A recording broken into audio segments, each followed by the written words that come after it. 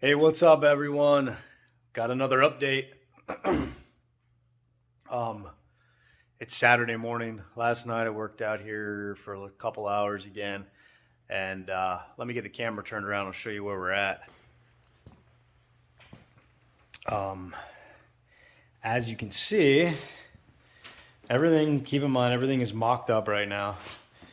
Nothing is completely bolted down, and nothing is welded permanently. I got the Tinworks trailing arm in there, bolted in. I got most of the bolts tightened down. I left a bunch of them loose because it's going to have to come back out anyway. I have the trailing arms running back. And back here I have them, just the U-bolts, slid in this way just to pin it, to hold them. Got the axle relatively centered.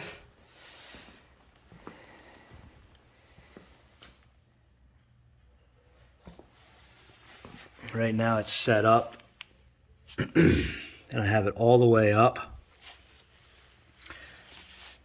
According to my calculations, running, it sounded funny. According to my calculations, I have the stock, which I believe is inch or inch and a half block built into their trailing arms, and then I have my inch and a half block, so 3 inches of lift on the trailing arms, which I can go one more, I believe, since I'm going to be running 22s, so 4 inches total, so that'll move the axle up even another inch, and that should put my frame, if my calculations are right, that should put my frame about an inch off the ground back here when it's laid out, and this is touching. Here's what's gonna limit me, is right there. You can see where it intersects the frame.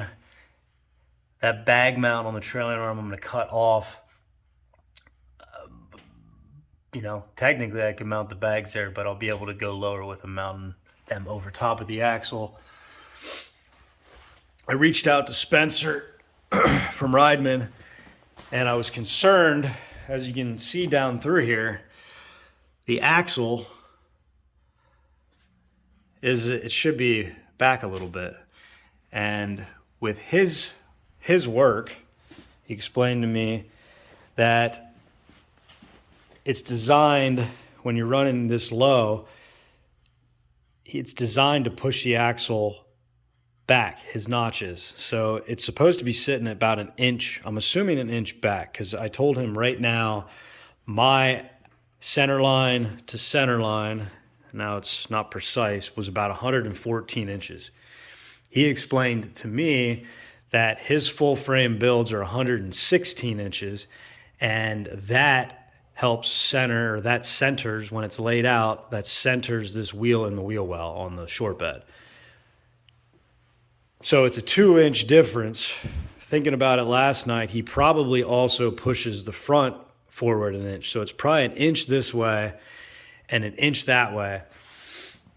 And about an inch, moving that an inch back is going to change a lot. So the cool thing is I have some adjustability in those trailing arms, which I might even go, inch and a half, depending on where we're at and how it looks.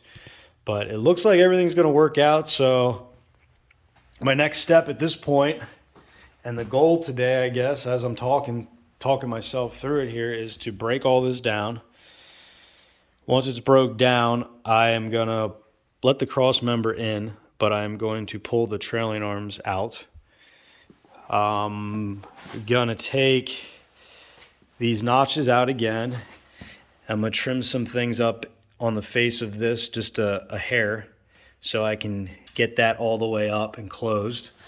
And then once I have just the notches and this cross member in, I'm going to pull some measurements, make sure everything's square, level, front to back, left to right, and get it welded into place today. That's the goal. So once that's welded in, then really things should move along here pretty darn quick. I will have to pull the rear end out from under it again, and these brake lines are going to have to come off because I'm going to have to weld the bag mounts onto the chassis or onto the axle tube, and I'll have to take this tab off. That's why the brakes have to come off. So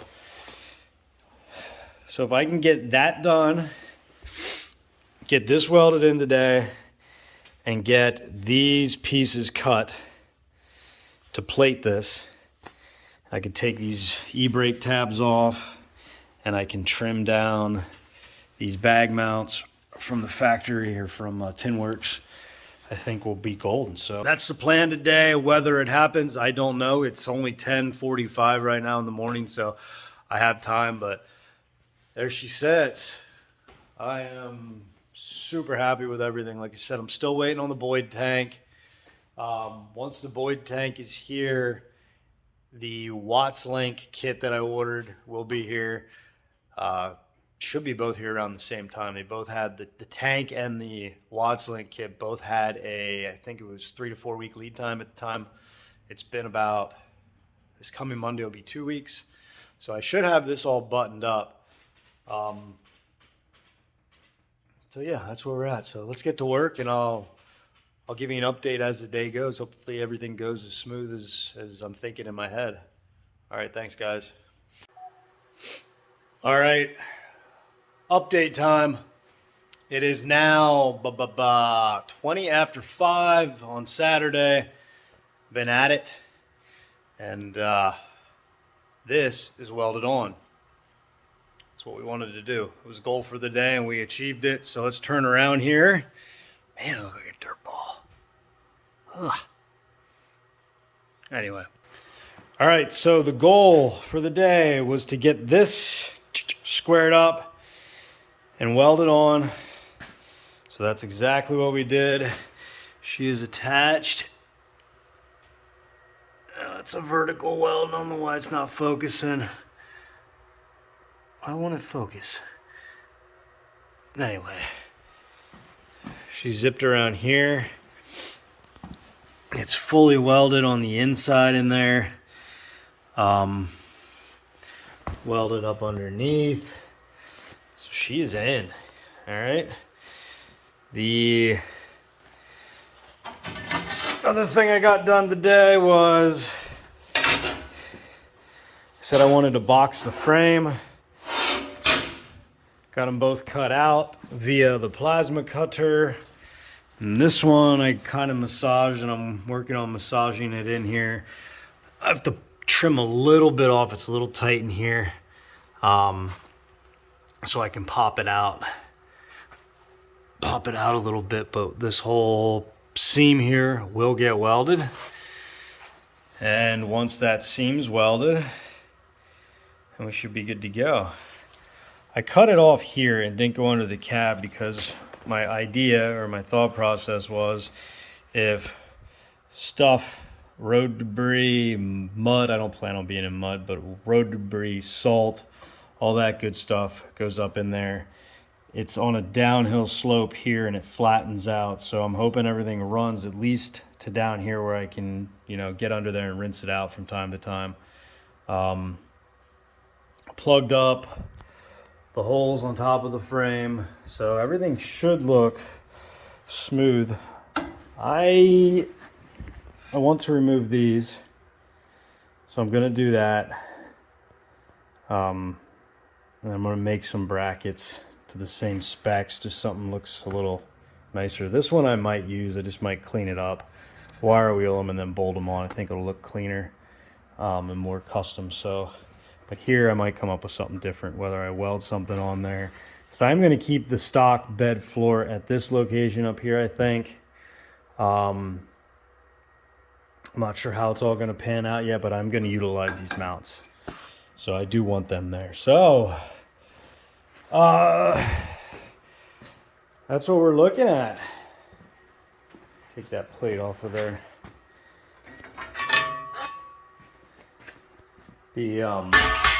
Oops. This is just sitting in here, so it looks a little non-square. we're okay. Now there were holes, there were bolt holes here, remember, to index, and I ended up just plug welding everything. Got 100% through to the bottom, so it's welded. Not gonna go anywhere, but I think once I clean this whole section of frame up and get those plates to box it in, I think it's really gonna look good. And I did thread out or run the threads out about an inch and a half, which I'll probably only go an inch, so I still have enough threads holding these in here. But I'll probably go an inch with them, which should bump my axle back like we had talked about. The next step probably is going to be to cut these off because I'm not going to utilize them. I will let that hole there. And these panhard bar mounts, I got to lop them off because I'm going to run a Watts link. So, thanks for checking us out. I'm stoked. It's been a lot of work. So, tomorrow's Sunday.